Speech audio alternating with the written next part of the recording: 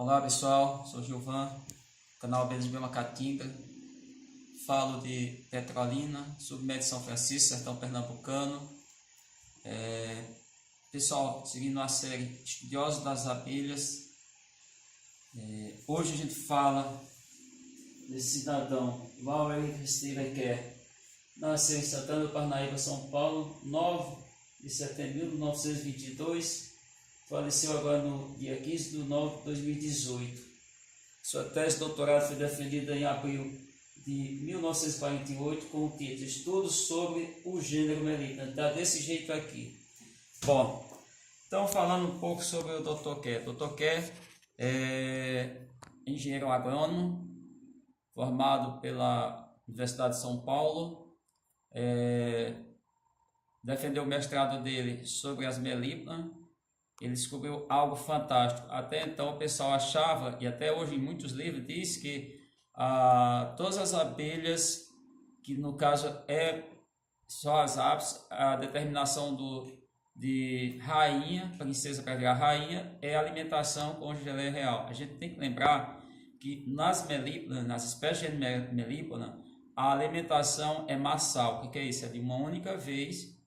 E aí, no caso, pode nascer operária, zangão ou essas castas, ou princesa, essas três castas.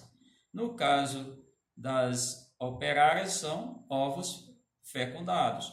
No caso, zangões são ovos não fecundados, porque a questão haploide-diploide, pelo processo chamado de parternogênese. Então, são filhos virgens, são filhos da mãe, nos casos dos machos. Mas o estudo do Dr. Kerr provou que, na verdade, não é uma questão de alimentação, no caso das melíponas, das espécies de gênero melípona, tanto que o tese de doutorado dele é essa. De fato, é uma questão genética que cai direto na segunda lei de Mendel.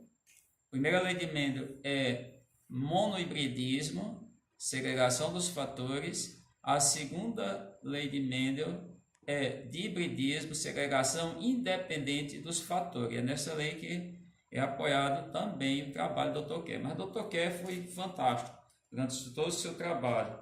E aí, só pegando algumas coisas aqui, eu anotei, porque é tanta coisa que não dá para a gente ter noção. Ele, depois de já um trabalho, já muita coisa, ele foi para os Estados Unidos estudar, estagiar, e ele lecionou nas universidades de Louisiana, Califórnia, Wisconsin, Columbia University, Nova York, e quando voltou em 1955 foi quando ele começou a fazer o trabalho com Apis mellifera, mas certamente teve outras abelhas, outras espécies que tinham sido trazidas da Europa, com Apis mellifera scutellata, com essas duas subespécies em Rio Claro. Ele foi chefe de departamento na Unesp, lá em Rio Claro, e, nesse caso, foi responsável pela hibridização.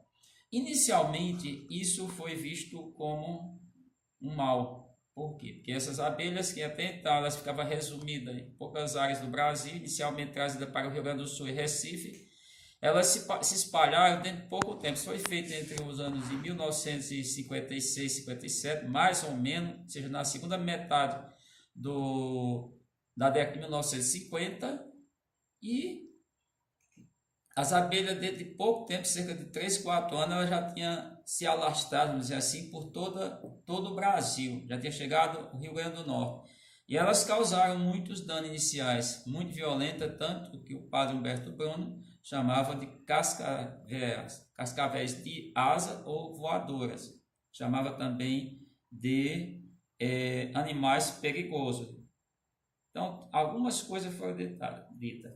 Bom, o Dr. Kerr, ele também fez parte do Departamento de Genética de Medicina da USP, em 1971, da FAPESP, em 1962 e 64. Ele foi chefe e tudo, mas ele pediu demissão e não era muito de ficar aguentando certas coisas.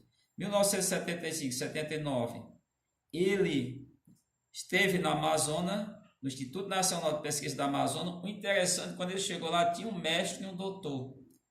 Quando ele deixou em 1979, tinha 50 mestres e 60 doutores, 4 cursos de pós-graduações, 233 pesquisadores. Em 1980, ele se aposentou-se pela USP e foi em 1981 para o Maranhão, na Universidade do Estado do Maranhão, UEMA. Ele fundou o curso de Ciências Biológicas.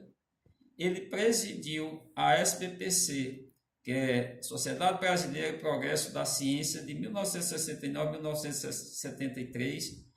Em 1992, ele voltou a Minas, foi para Minas, em Uberlândia, ficou na Universidade Federal de Uberlândia até 2012, quando ele terminou praticamente para o trabalho. Em 1990, ele foi reconhecido na Academia de Ciências dos Estados Unidos. Então, o Dr. Kerr, como a gente chama, professor Dr. Kerr, é um dos maiores estudiosos de seres vivos, principalmente quando pensa na classe insecta. Ele é simplesmente o maior geneticista de insetos do planeta.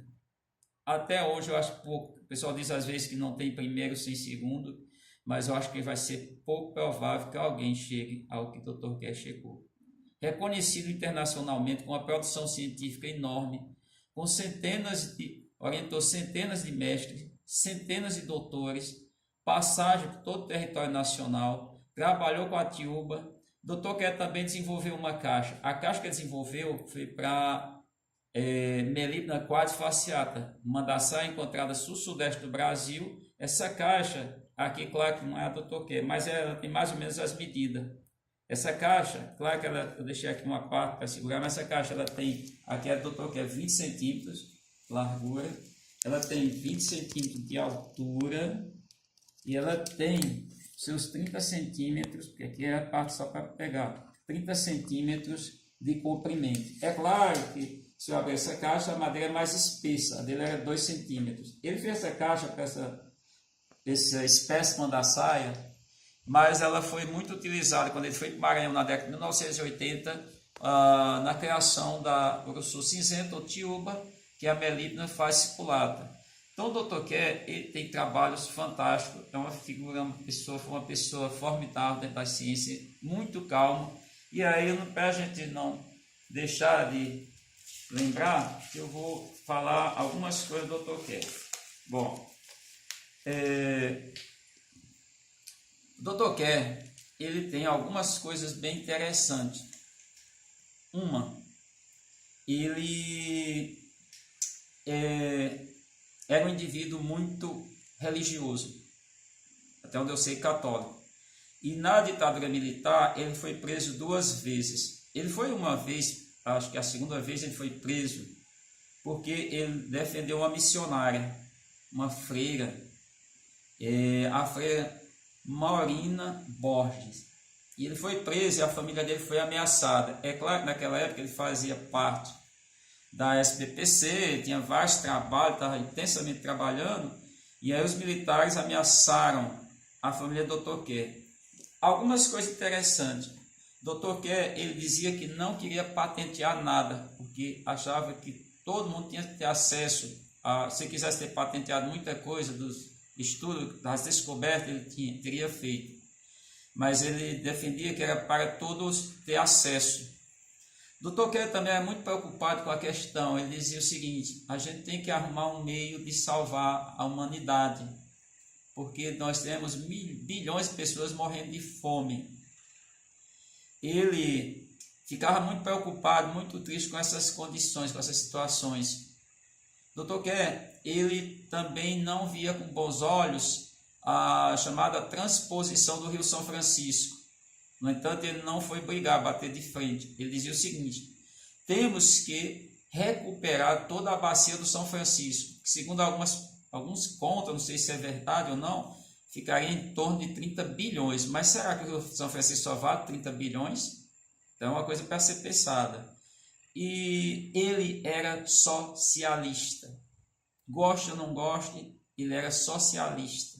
O Dr. Kerr era socialista, nunca pensou em acumular riqueza. Por tudo que ele fez, se ele quisesse ter acumulado riqueza, ele teria, porque passou nas grandes universidades do planeta, em grandes universidades, reconhecido mundialmente. Então, Se hoje a gente tem tanto dentro da meliponicultura, a gente tem que lembrar de vários homens. Dentro da criação de abelha, como falei, Langstroth no primeiro vídeo, na taxonomia de insetos, em termos de América, o padre Jesus Santiago Moura, em termos de outro padre, a questão do jandaíro, uma abelha do Nordeste, endêmica dos ecossistemas nordestinos semiáridos, o padre Humberto Brunner. Em termos da meliponicultura, uma divulgação maior, o professor doutor Paulo Nogueira Neto. Em termos de estudo, de contribuição, de pesquisa, de criação, de orientação, de fomentação de pós-graduações, de graduações, pós-graduações, o doutor Kerr. Então, é a maior para mim, eu sou fã número 1. Agora, tenho que deixar uma coisa bem clara. Eu acho que esse seguinte, não sei se nem sabia, não tinha lido tanto sobre o Dr. Kerr, não tinha visto tantas entrevistas dele, fui ver isso nos últimos 5 anos, quando eu comecei a criar a abelha, porque me interessava, eu tinha que ter o quê? Uma fonte de apoio, de pesquisa. E a maior foi o Dr. Kerr. Então, chegou uma vez uma pessoa, até minha filha riu, ela perguntou de quem eu era discípulo. E eu disse, como assim? Ela disse, porque eu sou discípulo de doutor tal. Aí eu disse, não, eu sou discípulo de Deus. Aí minha filha me deu uma cutucada. Mas é interessante assim, eu não sou discípulo de ninguém, e sim de Deus. Agora, fã do Dr. Kerr, Paulo Nogueira Neto, do padre Humberto Bruno, do padre Moore, do Langstroth, sem sombra de dúvida. Então é isso. Lembrando que a caixa que o Dr. Kerr fez não tinha divisória. Apesar de ele ter trabalhado, e aí só lembrando a tal chamada que popularizou-se de INPA. Não tem essa caixa na INPA, Instituto Nacional de Pesquisa da Amazônia, porque o Dr. Kerr foi quem trabalhou mais com essa caixa inicialmente na Amazônia, trabalhou com a Tiúba, e aí se popularizou chamar a caixa INPA. Pode até aceitar, pode jogar em documento, etc., mas o nome INPA é o Instituto Nacional de Pesquisa da Amazônia, que quando o Dr. Kerr chegou lá no início da década de 1970, só havia um mestre, um doutor, e ele deixou centenas quando ele saiu, e deixou a instituição reconhecida não só nacionalmente, mas mundialmente. Então a gente encerra esse vídeo hoje com esta referência que serve para todo mundo. Dr. Kerr tem produção, tem livro, tem ensinamentos, tem coisas simples, viveu com os mateiros, viveu no meio do pessoal. Ele chamava de sentinelas, que é sentinela, é o pessoal que está no meio da roça, que ia cuidar das abelhas. Ele dizia que precisava, ele falava a linguagem, ele não tinha exibimento, ele não tinha arrogância, ele não tinha prepotência. Não é porque morreu, não. Se também não prestasse, eu ia dizer da mesma maneira, não prestava. Mas ele era um homem muito simples, um homem voltado para as coisas de Deus. Então, que o Dr. Kerr esteja num bom lugar, que eu acredito que Deus está mantendo no bom lugar. Então fica isso para vocês, encerrando, fechando, não poderia ser melhor do que com esse grande cidadão que foi esse paulista, interiorano, que nasce na capital é paulistano, Valery Steve Kerr.